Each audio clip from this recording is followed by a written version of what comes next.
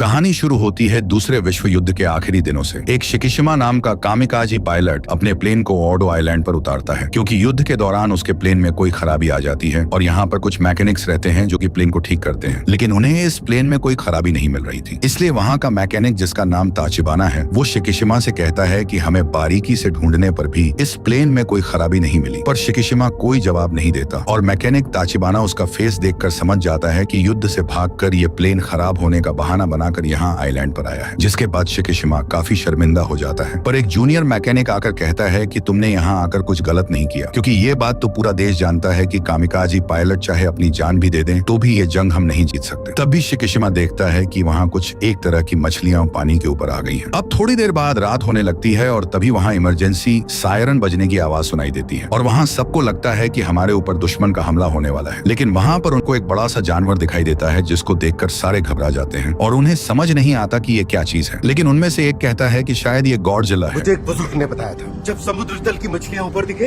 तब गॉडजिला आता है। अब सब लोग तुरंत जाकर बंकर में छिप जाते हैं और ताचिबाना शिकिशिमा से कहते हैं कि तुम प्लेन में जाकर उस पर गोलियां चलाओ। उसे चलाना सिर्फ तुम्हें ही आता है।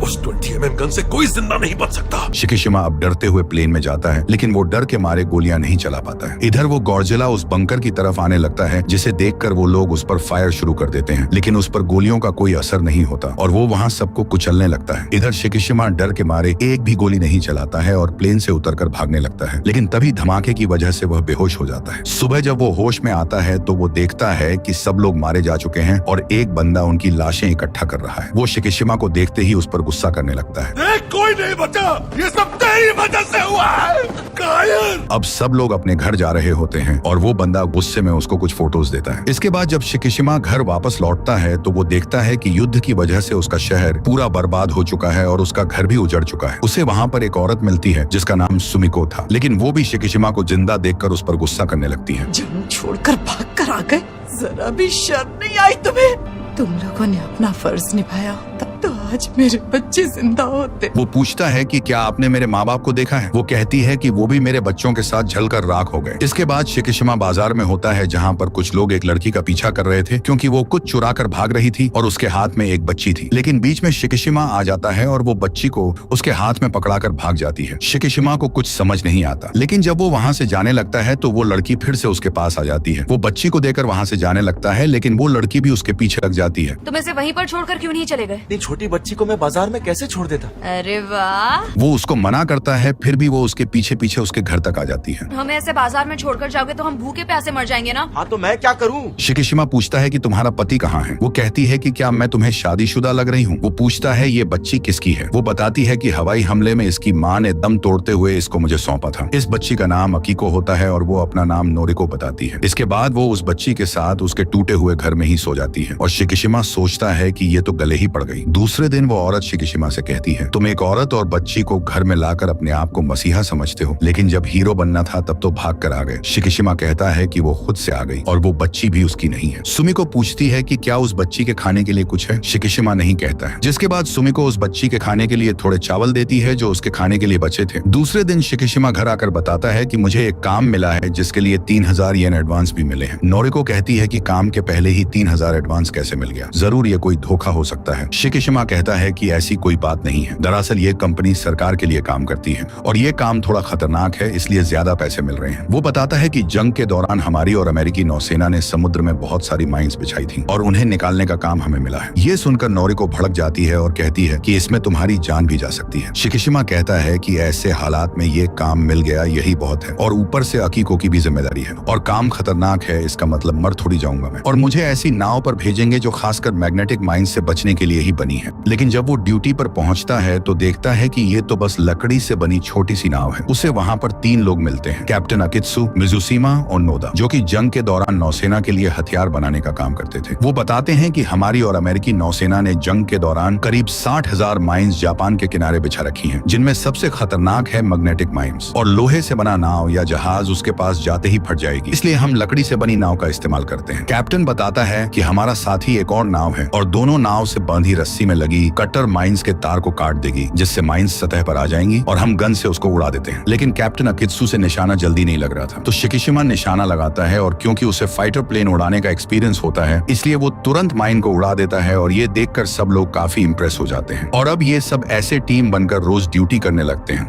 और ये दोनों मिलकर अकीको की अच्छी परवरिश कर रहे होते हैं। और अब अकीको भी थोड़ी बड़ी हो चुकी है और उन पैसों से शिकिशिमा ने अपने टूटे हुए घर को भी ठीक करवा लिया होता है। कुछ दिन बाद वो अपने टीममेट्स को अपने घर डिनर पर बुलाता है। वहाँ पर नोदा नोरिको की फोटो ले रहे होते हैं और उन सबको लग रहा होता है कि शिकिशिमा शादीशुदा है, पर उनको पता चलता है कि ये तो शादीशुदा नहीं है। फिर वो पूछते हैं कि ये बच्ची किसकी है। शिकिशिमा उनको सब कुछ बताता है। तभी अकीको उसे पापा कहती है, जिस पर वो कहता है कि मैं तुम्हारा पापा नहीं हूँ। वो लोग कहते हैं कि किस्मत ने ही तुम तीनों को मिलाया है और तुम्हें इनको अपना लेना चाहिए, लेकिन शिकिशिमा साफ साफ ना कह देता है और ये सब नोरिको बस सुन रही होती है। फिर एक दिन जब शिकिशिमा घर लौटता है तो वो देखता है कि नोरिको ने कुछ अलग ड्रेस पहनी हुई है। वो बताती है कि मुझे गिंजा शहर के एक ऑफिस में नौकरी मिली है। शिकिशिमा कहता है कि मैं पैसे कमा तो रहा हूँ, तुम्हें काम करने की क्या जरूरत है। नोरिको बताती है कि मैं हमेशा अपने पैरों पर खड़े रहना चाहती थी और तुम्हारे साथ रही तो तुम्हारी भी कभी शादी नहीं होगी। वो कहता है अकीको का ख्याल कौन रखेगा। वो कहती है कि सुमिको जी ने कहा है कि वो मेरे काम से लौटने तक अकीको का ख्याल रखेंगी। फिर जब वो एक दिन काम पर होते हैं तो उन्हें एक जहाज बुरी तरह से बर्बाद हुई दिखती है। वो सोचते हैं कि क्या इस जहाज का ये हाल किसी बड़ी शार्क या भेल ने किया है। डॉक्टर नोडा कहते हैं कि ये काम किसी शार्क या भेल ने नहीं किया और ना ही किसी हथियार का लगता है, ये काम तो किसी बड़े जानवर का लगता है। तभी शिकिशिमा वहाँ पर कुछ मछलियों को देखता है और कहता है कि जंग के दौरान मैंने ओडो आइलैंड पर ऐसी ही मछलियां देखा था जिसके बाद गॉडजिला आया था, लेकिन उनको विश्वास नहीं हो रहा था। कैप्टन कहता है कि ऐसी कोई चीज नहीं होती, पर शिकिशिमा बताता है कि वो एक कामिकाजी पायलट हुआ करता था और उस आइलैंड पर वो मैकेनिक्स को कोई हथियार ने नहीं बल्कि गॉडजिला ने मारा था। ये सुनकर मिजुशिमा घबरा जाता है और कहता है कि अगर इतने बड़े जहाज का ये हाल हुआ है तो हम इस छोटी सी नाव से उसका सामना कैसे करेंगे। डॉक्टर नोडा कहते हैं कि सब्र रखो, सिंगापुर से ताकाओ जहाज आ रहा है और अब उसके आने तक हमें उस जानवर को यहीं रोक कर रखना है और आज जो हम करने वाले हैं वो किसी को भी बताने से मना किया गया है। इसके बाद वो लोग 2 माइंस को नाव पर रख लिए होते हैं हथियार की तरह इस्तेमाल करने के लिए, लेकिन तभी शिकिशिमा देखता है कि बहुत सारी मछलियां उस सतह पर आ चुकी हैं। वो तुरंत सबको सावधान करने लगता है कि अब गॉडजिला आने वाला है और कैप्टन भी दूसरी नाव को कांटेक्ट करके उसको सावधान करता है, लेकिन तभी वो देखते हैं कि वो बड़ा सा जानवर उस नाव को कुछ ही सेकंड में बर्बाद कर देता है और अब इनकी तरफ बढ़ने लगता है। वो लोग तुरंत नाव को भगाने लगते हैं और साथ ही साथ एक माइन को पानी में उसके पास छोड़कर उसको ब्लास्ट करते हैं, लेकिन उससे गॉडजिला और भी आक्रामक हो जाता है, जिसके बाद शिकिशिमा उस पर गोलियां चलाता है लेकिन उस पर कोई असर नहीं होता है। तभी डॉक्टर नोडा कहते हैं कि हम लोग उसके मुंह में माइन फोड़ते हैं, जिसके बाद वो दूसरी माइन को उसके मुंह तक पहुंचा तो देते हैं, लेकिन स्विच घुमाने पर वो नहीं फूटता है और वो देखते हैं तो उसकी वायर कटी हुई थी, लेकिन तभी शिकिशिमा गोलियों से उसके मुंह में पड़े माइन पर निशाना लगाता है और वो फूट भी जाती है, लेकिन वो लोग देखते हैं कि वो तुरंत ही पूरी तरह से रिवाइव हो चुका है और इस बार वो अपनी एटॉमिक ब्रीथ उन पर छोड़ने ही वाला होता है। तभी वहां पर वो लड़ाकू जहाज आ जाती है और उस पर तोपों से हमला करने लगती है, जिसके बाद गॉडजिला सीधा उस जहाज की तरफ बढ़ता है और उस पर तोड़फोड़ करने लगता है। वो लोग उस पर तोपों से हमला कर रहे थे जिससे वो पानी में गिर जा रहा था, लेकिन तुरंत ही वो उठकर तोड़फोड़ शुरू कर दे रहा था। इसके बाद वो पानी के अंदर से ही अपनी एटॉमिक ब्रीथ छोड़ता है और वो जहाज 1 सेकंड में खत्म हो जाती है और गॉडजिला वहां से चला जाता है। इसके बाद जब शिकिशिमा की नींद खुलती है तो वो देखता है कि वो एक हॉस्पिटल में है। वो पूछता है कि गॉडजिला का क्या हुआ। नोडा कहते हैं कि वो कहाँ गया उस बारे में कुछ पता नहीं चला। शिकिशिमा कहता है कि वो टोक्यो की तरफ जा रहा था, हमें जल्दी से शहर खाली करवाना होगा वरना बहुत जाने जाएंगी। नोडा उसको शांत कराते हुए कहते हैं कि सरकार ने ये बात अभी लोगों से नहीं बताई, उन्हें डर है कि लोग घबरा ना जाएं और सरकार इसकी जिम्मेदारी लेने को तैयार नहीं क्योंकि अफरा तफरी मच जाएगी। इसके बाद रात को जब शिकिशिमा घर पर होता है तब नोरिको उससे पूछती है कि वहाँ हुआ क्या था, लेकिन शिकिशिमा नहीं बता रहा था, जिस पर नोरिको कहती है कि जब से तुमने सड़क से हमें आसरा दिया है तब से हम साथ में सब सहे हैं। मैंने अपने बारे में तुम्हें सब कुछ बताया लेकिन तुम कुछ नहीं बताते, आखिर कौन सा बोझ मन में लिए हुए हो। तब शिकिशिमा बताना शुरू करता है कि मैं फर्ज से भागने वाला एक कामिकाजी पायलट हूँ। उस ऑडो आइलैंड पर भी मैं किसी को उस गॉडजिला से नहीं बचा पाया। वो सब मेरे सपने में आते हैं और पूछते हैं कि हमें छोड़कर तू क्यों जिंदा बच गया। नोरिको उसे समझाती है कि जंग से बचने के बाद सबको जीने का हक है, लेकिन शिकिशिमा बस रोए जा रहा था। दूसरे दिन टोक्यो की नौसेना देखती है कि वो बड़ा सा जानवर फिर से आ चुका है और अब वो टोक्यो की तरफ बढ़ रहा है और वो लोग उसे रोक नहीं पा रहे थे। तभी पूरे शहर में अनाउंस किया जाता है कि एक विशाल जानवर गिंजा शहर की तरफ तेजी से आ रहा है, आप सभी किसी सुरक्षित जगह चले जाएं। इधर नोरिको मेट्रो में बैठी होती है, तभी गॉडजिला आतंक मचाते हुए वहां आ जाता है और मेट्रो के साथ तोड़फोड़ करने लगता है, जिससे नोरिको पानी में गिर जाती है। फिर वो पानी से निकलकर सड़क पर आई होती है लेकिन उसके होश उड़े होते हैं, लेकिन तभी शिकिशिमा वहां आ जाता है नोरिको को बचाने के लिए। सब लोग सड़क पर भाग रहे होते हैं और गॉडजिला सबको कुचले जा रहा था और अब गॉडजिला एटॉमिक ब्रीथ के लिए रेडी हो जाता है और वो एक जोर से हमला करता है जिससे बहुत सारी बिल्डिंग्स तबाह होने लगी और वो वो एटॉमिक वेव अब इनकी तरफ तेजी से आ रही थी, लेकिन नोरिको शिकिशिमा को बचाने के चक्कर में खुद खत्म हो जाती है, जिसके बाद शिकिशिमा को बहुत गुस्सा आने लगता है। इसके बाद नोरिको की याद में सभी दुखी होते हैं और अकीको बस रोए जा रही थी। तभी डॉक्टर नोडा आकर शिकिशिमा से कहते हैं कि सरकार गॉडजिला पर काबू पाने के लिए एक खुफिया तरकीब आजमाना चाहती है हम जैसों की मदद से, लेकिन कामयाबी मिलेगी या नहीं ये कह नहीं सकते। इसके बाद वो लोग एक मीटिंग में जाते हैं जहां आर्मी कैप्टन ने सभी नेवी अफसरों को बुलाया था। वो कहते हैं कि हमारे पास ऐसा कोई हथियार नहीं है जो गॉडजिला को चोट पहुंचा सके और किसी और देश की सरकार भी हमारी मदद नहीं करेगी, इसलिए अब हमें ही इसका समाधान निकालना होगा। इसके बाद डॉक्टर केंजी डेमोन्स्ट्रेशन दिखाते हुए कहते हैं कि हम गॉडजिला के चारों तरफ सिलेंडर के जरिए फ्रेऑन गैस छोड़ेंगे, जिससे वो समुद्र के पानी से अलग हो जाएगा और वो पानी के अंदर डूब जाएगा, और इसके लिए हम उसे समुद्र के सबसे गहरे जगह सगामी ट्रेंच के पास बुलाएंगे, जिससे ज्यादा गहराई में जाने की वजह से वो पानी के दबाव से दबकर मर जाएगा। ये देखकर कैप्टन अकित्सु और मिजुशिमा को लगता है कि हमारे साथ काम करने वाला डॉक्टर तो बहुत पहुंची हुई चीज है और हमें पता ही नहीं था। तभी शिकिशिमा उनसे पूछता है कि क्या आपको यकीन है कि इस तकनीक से वो गॉडजिला मर जाएगा। वो कहते हैं कि यकीन तो नहीं है पर अंदाजा लगाया जा सकता है। लेकिन ये सुनकर शिकिशिमा गुस्से में वहां से जाने लगता है, पर वो उसे रुकवाकर कहते हैं कि पहले पूरी बात तो सुन लो। फिर वो बताते हैं कि मेरे पास प्लान बी भी है। वो सबको खिड़की से बाहर देखने को कहते हैं और बताते हैं कि अगर वो समुद्र के दबाव से नहीं मरा तो हम उसके बड़े बैलून के अंदर कार्बन डाइऑक्साइड गैस छोड़ेंगे, जिससे वो तुरंत फूल जाएंगे और गॉडजिला तेजी से ऊपर आने लगेगा और इस तेजी से घटते हुए दबाव को वह झेल नहीं पाएगा और वो मर जाएगा। इसके बाद कैप्टन कहते हैं कि अब इस देश के भविष्य की रक्षा हम सबको करनी होगी, क्या आप लोग साथ देंगे? लेकिन बहुत लोग तैयार नहीं होते इस खतरे से लड़ने के लिए और चले जाते हैं। वहीं बहुत लोग तैयार हो जाते हैं इस मुसीबत से लड़ने के लिए। हम नौसैनिकों से बेहतर जहाज को कोई चला सकता है? हमारे अलावा और कौन करेगा? फिर दोस्तों,